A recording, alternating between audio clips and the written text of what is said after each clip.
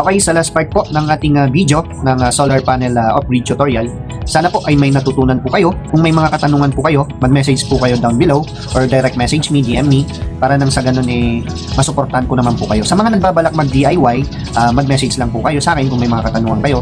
And sa mga nagnanais naman pong magtanong regarding dun sa solar aparato natin, message nyo lang po ako directly. Mag-comment down below para ma-assist ko po kayo. And ayun po, proceed na po tayo sa ating last part ng ating video na to. Pero before tayo mag-proceed, inaanyayahan ko po kayong mag-like po kayo sa aking page, mag-follow po kayo, and ganun na din po sa aking YouTube channel, mag-subscribe na din po kayo, and click notification button para naman po ma-update kayo kung may mga uploaded videos tayo, educational videos, para ma-share ko po sa inyo lahat. Okay, maraming salamat po, at let's watch this. Okay, so from our circuit breaker, ang output niya is lumabas naman kay outlet. Okay, so dito na sa outlet, dito na tayo mag-plug in ng mga appliances. Okay, soon ipapakita ko, yan yung mga wires ko, mga bukas pa yan. I mean, hindi pa totally fixed. So i-kuwan ko po yan.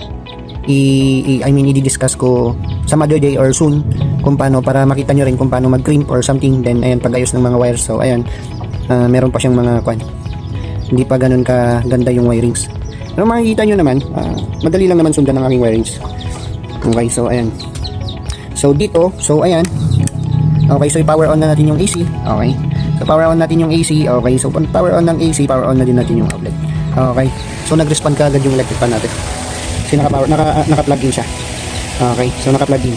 So pagdating naman diyan, ito kasi ginagamit na namin to sa loob. Hindi ko man maipakita, pero ang gamit namin sa loob dito sa extension na to, merong naka-up na TV, touchscreen, tapos may naka-up na electric fan, and then may naka-up na laptop, at saka mga charger. Okay, so outlet, cellphone charger. Okay, so ayan.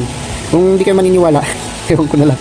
Basta may naka-up na ganyan. Kasi makikita nyo dito, ayun, nagko-consume siya ng 87.5. Kung tatanggalin ko to, okay. So ayan, tanggalin ko to, tingnan nyo.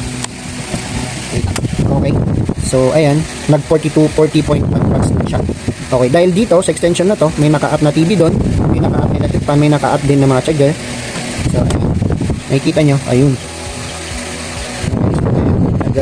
Siya, nag-change yung wattage. So consume na 83 point something na wattage. And then nag-respond na din yung amperes, and then yung PF 0 point something, kasi nga naparoon na tayo.